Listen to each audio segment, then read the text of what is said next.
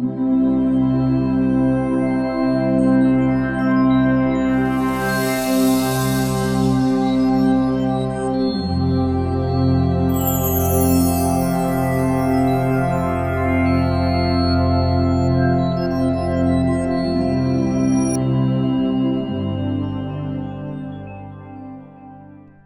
जो विषय लिया है प्रवचन के लिए वो है संसार सुखमय करना यानी परमार्थ। करना ये शब्द बहुत महत्वपूर्ण है क्योंकि संसार सुखमय होता नहीं है परंतु संसार को सुखमय करना पड़ता है। ये मुझे हर एक प्रवचन में बताना बहुत जरूरी लगता है, कारण लोगों के मन में बसा हुआ दैववाद,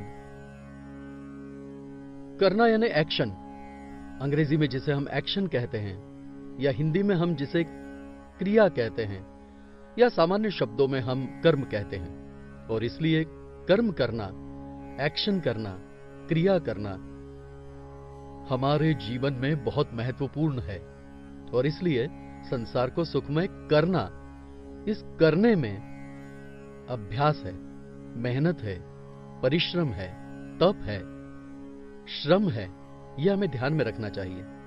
और इसलिए तप करना, अभ्यास करना, इसके बिना संसार सुखमय हो नहीं सकता, यह हमें ध्यान में रखना चाहिए।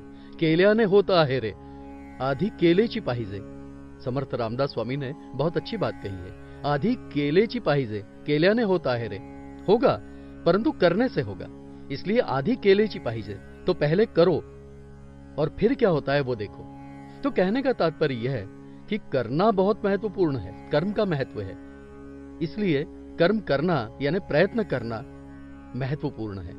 जीवन विद्या में प्रयत्नों का बहुत महत्वपूर्ण स्थान है। कितना महत्वपूर्ण स्थान है? देखिए, अंग्रेजी में ऐसा कहा गया है, God helps those who help themselves. अंग्रेजी में सुंदर कहावत है कि ईश्वर किसे मदद करते हैं? जो प्रयत्न करते हैं उन्हें ईश्वर मदद करते हैं। ऐसी अंग्रेजी में सुंदर कहावत है। रामदास स्वामी क्या कहते हैं? प्रयत्न तो देव जाणावा, प्रयत्न तो देव जाणावा। उन्होंने यत्न शब्द का प्रयोग किया है, यत्न तो देव जाणावा।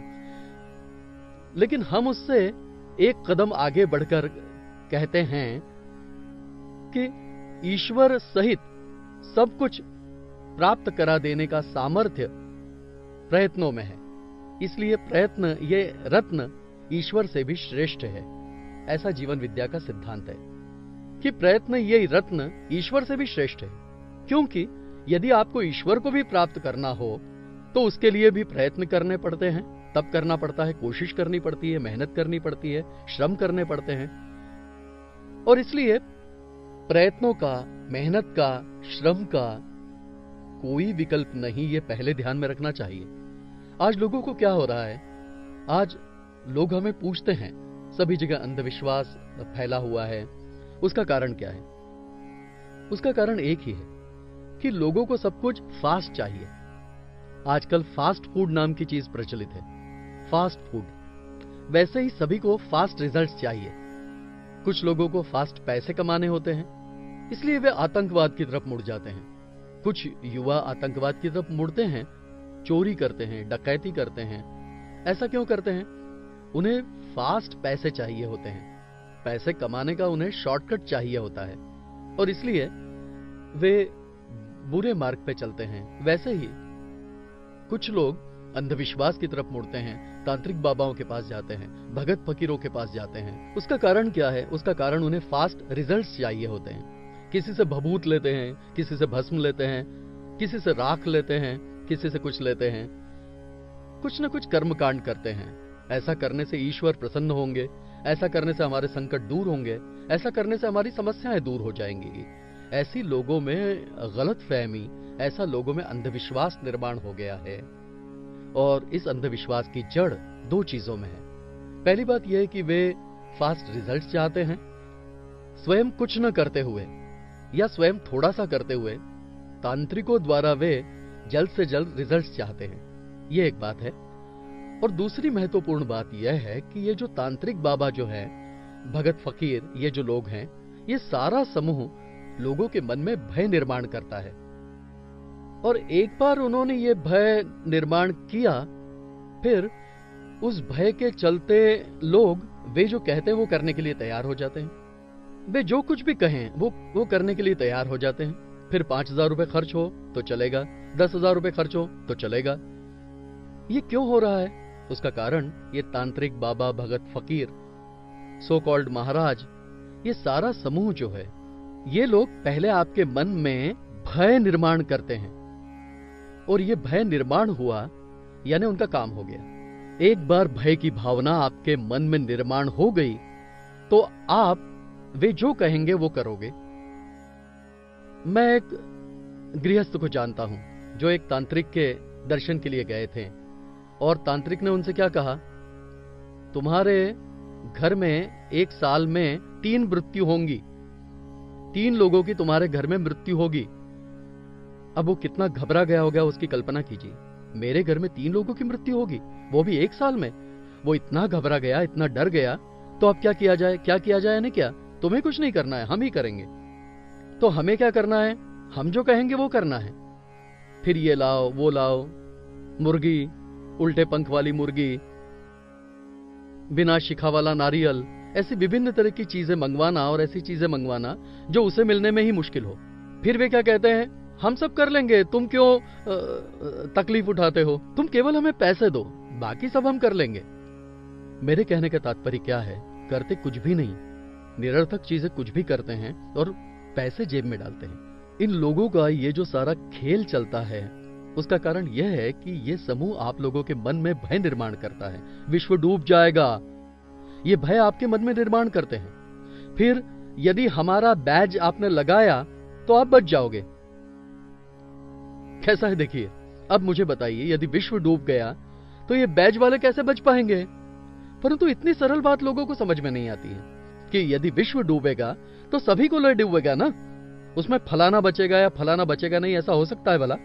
कुछ लोग ऐसा कहते हैं कि पहाड़ी पर हमारा जो आश्रम है, आप यदि वहां जाओगे तो आप सब बच जाओगे, यानी इनके संप्रदाय से जुड़े लोग बचेंगे, बाकी सब मर जाएंगे। यानी ऐसी अर्थ शून्य बातें ये लोग करते हैं। और सर्वाधिक आश्चर्य यह है कि लोग उस पर विश्वास करते हैं, श्रद्धा रखते हैं, उनकी शरण में जाते हैं, बेहिसाब पैसे खर्च करते हैं। और ये सब जो चल रहा है उसका कारण यह है कि ये समूह प्रथम आपके मन में भय निर्मित करता है, और एक बार आपके मन में भय की भावना उत्पन्न हो गई, फिर जैसा वे कहेंगे वो करने को आप प्रवृत्त हो जाते हो। मेरे कहने का तात्पर्य यह है कि एक, यानी आप फास्ट रिजल्ट चाहते हैं, यानी तुरंत आपके संकट दूर होने चाहिए, ये एक आपके भीतर विश्वास होता है या इच्छा होती है। और दूसरी बात, ये लोग भय की भावना आपके मन में निर्मित करते हैं, और इनके द्वारा ये सारी अनिष्ट बातें निर्मित होती हैं। जीवन विद्या को यह स्वीकार्य नहीं। जीवन विद्या ऐसा कहती है कि आपके जीवन में जो समस्याएं निर्माण हुई हैं, उन्हें आपने ही निर्मित किया है। आप जरा बारीकी से सोचे कि आपके जीवन में 100 में से 90 समस्याएं, 90 तकलीफें, 90 प्रश्न आप ही ने निर्माण किए होते हैं। आपकी मूर्खता से, आपकी अज्ञानता से, आपके गलत बर्ताव से, गलत बोलने से, गलत विचार करने से आप ये सभी प्रश्न, 90% प्रश्न, समस्याएं, संकट आपने ही निर्मित की हुई होती हैं आपके जीवन में। अब इन समस्याओं को दूर करने का सामर्थ्य किसमें है? आप में है। इन समस्याओं को दूर करने का सामर्थ्य किसमें है? आप में है, उन तांत्रिक बाबाओं में नहीं। आपको यदि लगता है कि उन तांत्रिक बाबाओं में वो सामर्थ्य है, नहीं, वो सामर्थ्य आप में है, क्योंकि आपके हृदय में ईश्वर है। ईश्वर सर्वभूतानां हृदयेर्जुन तिष्ठति भ्रामयन् सर्वभूतानि यंत्रारूढ़ानि मायया। सभी संत कहते हैं कि ईश्वर तुम्हारे हृदय में है। सभी संत कहते हैं कि परमेश्वर तुम्हारे हृदय में है। तैसा हृदया मध्यमी राम असता सर्व सुखाचा आराम की भ्रांतासी काम विषयावरी। संत ज्ञानेश्वर जी कहते हैं। मेरे कहने का तात्पर्य यह है कि सब कुछ आप में ही है, परंतु आपको ये पता नहीं। और इसलिए the knowledge of mighty power with in you, which is capable of bringing to pass all your results. Desires gives you immense confidence and sense of peace. ऐसा डॉक्टर मर्फी कहते हैं। डॉक्टर मर्फी ऐसा कहते हैं कि the knowledge of mighty power within you, which is capable of bringing to pass all your desires, gives you immense confidence and sense of peace. आपकी सभी इच्छाओं को तृप्त करने का सामर्थ्य आप में है, क्योंकि माइटी पावर जिसे हम कहते हैं, वो जो शक्ति है, वो अद्भुत शक्ति जो है, वो आप में है, बल्कि वो आप ही हो, तत्वमसी। और इसलिए उसे दूर करने का सामर्थ्य आप में है। आप अन्य जगहों पर भागोगे तो वो नहीं चलेगा, उसका कोई भी उपयोग नहीं, आप फंस जाओगे, उसके सिवा कुछ भी नहीं होगा। और फंसने के बाद यदि पश्चाताप हुआ और फिर आपने उन तांत्रिक बाबाओं को आप शब्द कहने लगे, तो उसका कोई मतलब नहीं होता, उनका कोई दोष नहीं होता। दोष जो होता है वो आपका होता है। चोर जब जेब काटता है तब आपकी मूर्खता के कारण वो जेब काट पाता है। आप यदि सावधान रहोगे तो जेब नहीं काट पाएगा, परंतु आप जितने मूर्ख उतना ही उनका चोरी का धंधा जोरदार। वैसा ही इन ढोंगी बाबाओं का है। आप जितने अंधविश्वास के अधीन होंगे उतना उनके लिए आसान है। और इसलिए आप ज्ञानी बने, आप होशियार बने, आप बुद्धिमान बने, आप अभ्यास करें, ज्ञान प्राप्त करें, ऐसा जीवन विद्या स्पष्ट रूप से कहती है। इसका कोई विकल्प नहीं है। कोशिश करने के अलावा कोई विकल्प नहीं, श्रम करने के अलावा कोई विकल्प नहीं, मेहनत के अलावा कोई विकल्प नहीं, तप करने के अलावा कोई विकल्प नहीं। तप करना मतलब मूर्खों की तरह कुछ भी करना, यानी तप नहीं, अभ्यास।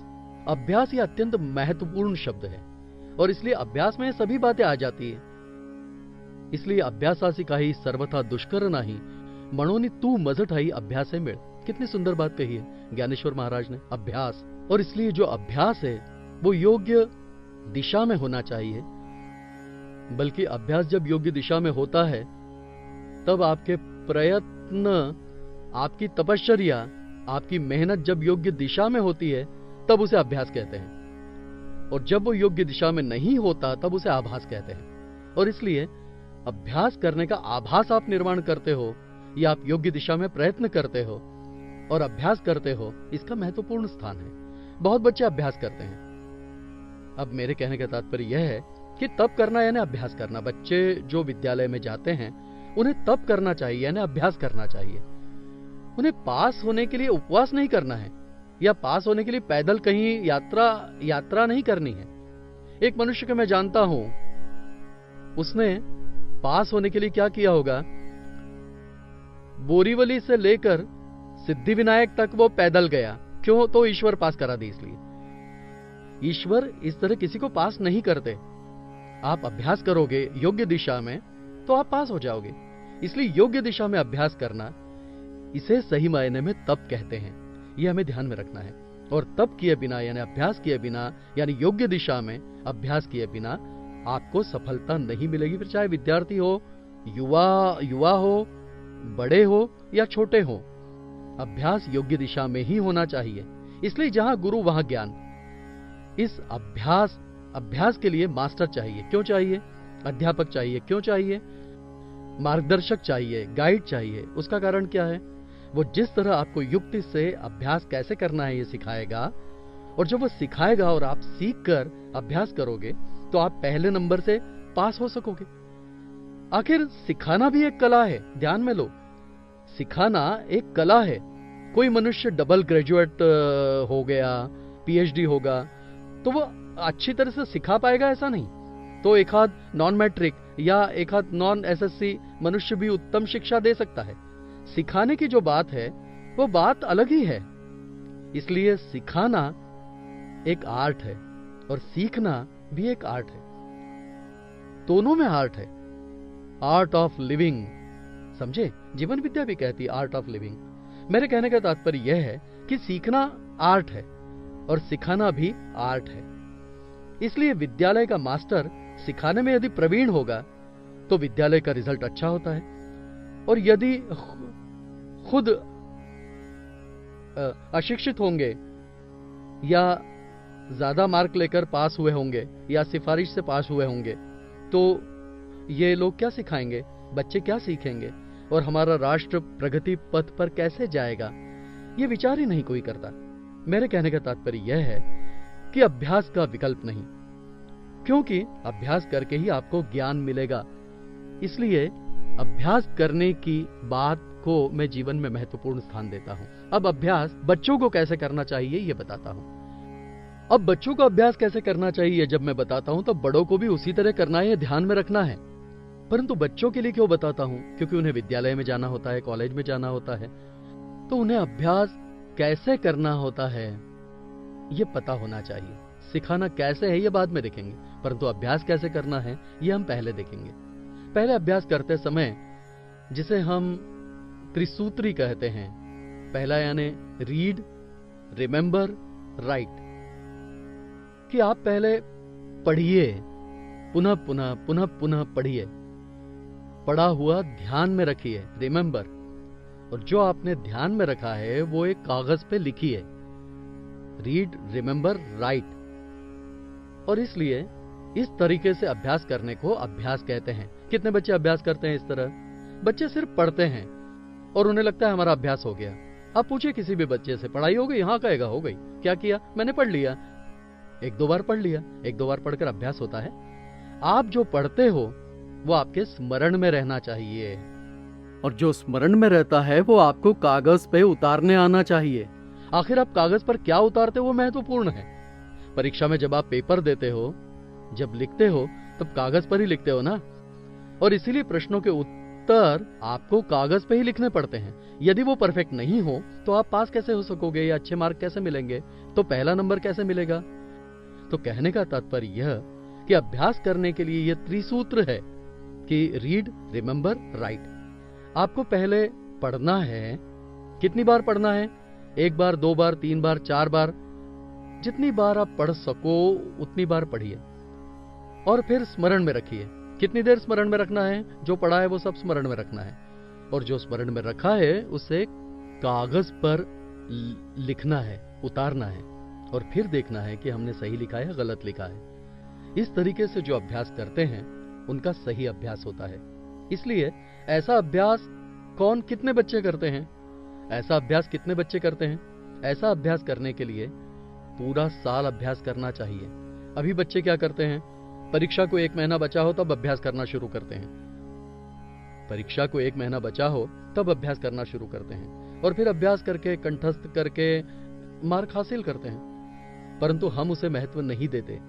आखिर आपने मार्क कितने हासिल किए उसे मैं महत्व नहीं देता। आपने ज्ञान कितना प्राप्त किया उसे मैं महत्व देता हूं, क्योंकि आखिर वही उपयोगी होगा। मार्क आपको जीवन में उपयोगी नहीं होंगे। मार्क आपको उपयोगी होंगे कब तक? इंटरव्यू देने तक। आपने एप्लीकेशन किया नौकरी के लिए, और नौकरी के लिए एप्लीकेशन करने के बाद वे आपको इंटरव्यू के लिए बुलाएंगे। वहां तक वे मार्क उपयोगी होंगे। परंतु आपके पास ज्ञान ही नहीं होगा तो आप इंटरव्यू में फेल हुए बिना रहोगे। और इसलिए आखिरकार उपयोगी होता है ज्ञान। और इसलिए मेरे कहने का तात्पर्य यह है कि अभ्यास ज्ञान प्राप्त करने के लिए ही होना चाहिए, मार्क पाने के लिए नहीं। इसलिए अभ्यास नॉलेज ओरिएंटेड होना चाहिए, मार्क्स ओरिएंटेड नहीं होना चाहिए, ऐसा जीवन विद्या कहती है। और इसलिए मार्क पाने के लिए अभ्यास मत कीजिए, ज्ञान प्राप्त करने के लिए अभ्यास करें। फिर क्या होगा? ज्ञान पाने के लिए यदि आपने अभ्यास किया तो मार्क आपको अपने आप मिलेंगे।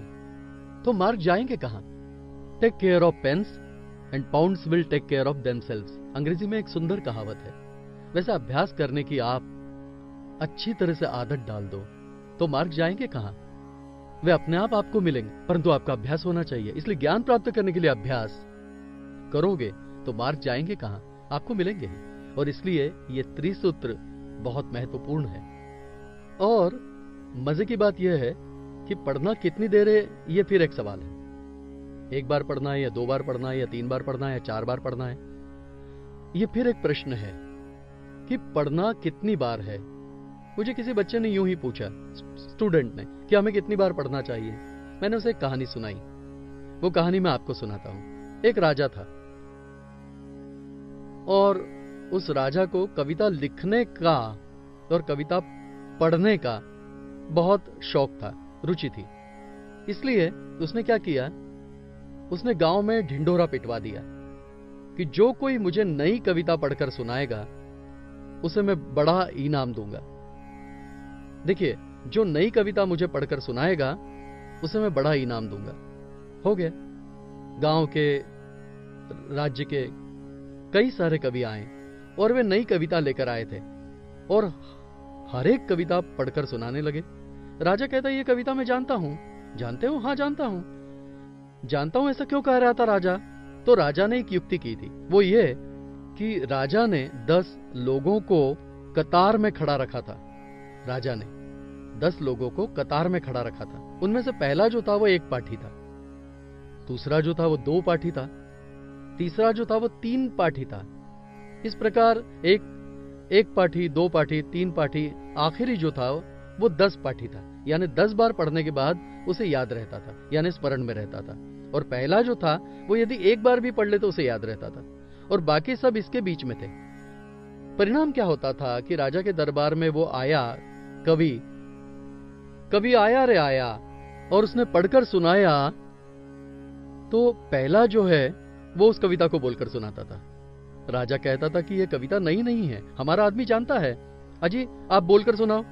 जो पहला आदमी था उससे वो कविता सुनाने को कहता, वो बोलकर सुनाता। अजी, सिर्फ उसे ही नहीं दूसरे को भी पता है, आप बोलकर सुनाओ। वो भी सुना देता। सभी 10 लोग वो कविता सुना देते। तब राजा कहता, मैं तुम्हें इनाम कैसे दूं? 10 लोग जानते हैं तो तुम्हें कैसा इनाम? मेरे कहने का तात्पर्य क्या है कि 1 पाठी, 2 पाठी, वैसे बच्चे 1 पाठी, 2 पाठी होते हैं। हम 1 पाठी, 2 पाठी या 10 पाठी हैं, इसका विचार स्टूडेंट को करना है, छात्र को करना है, और उसके अनुसार उसे अभ्यास करना होता है। अभ्यास करने का एक और तरीका है, ये मतलब अभ्यास करते समय वो सिखाते सिखाते सीखना, यह अभ्यास करने का एक सुंदर मार्ग है।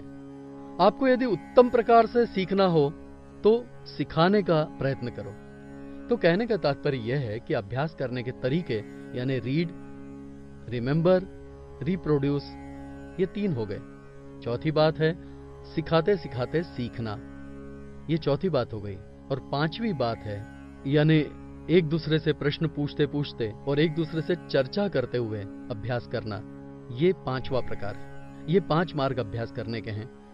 विद्यार्थियों को इस तरीके से अभ्यास करना चाहिए। बड़ों से भी मैं यही कहूंगा कि उन्हें परीक्षाएं देनी पड़ती हैं, ऑफिस में, बैंक में, विभिन्न जगहों पर उन्हें परीक्षाएं देनी होती है। उन्होंने भी इसी तरीके से अभ्यास किया तो उन्हें सफलता अवश्य मिलेगी, ऐसा जीवन विद्या कहती है। अब इस तरीके से अभ्यास करना है या नहीं करना, ये तुम तय करो। इसीलिए तुम ही हो अपने जीवन के शिल्पकार। ओम शांति शांति शांति।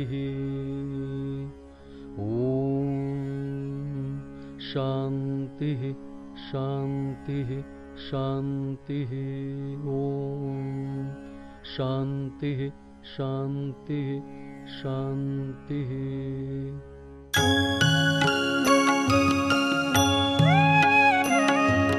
हे ईश्वर सबको सन्मति दे, आरोग्य दे, सबको सुख दे, आनंद और ऐश्वर्य दे, सबका भला कर, कल्याण कर, रक्षण कर, और तेरा मीठा नाम मुख में निरंतर रहने दे।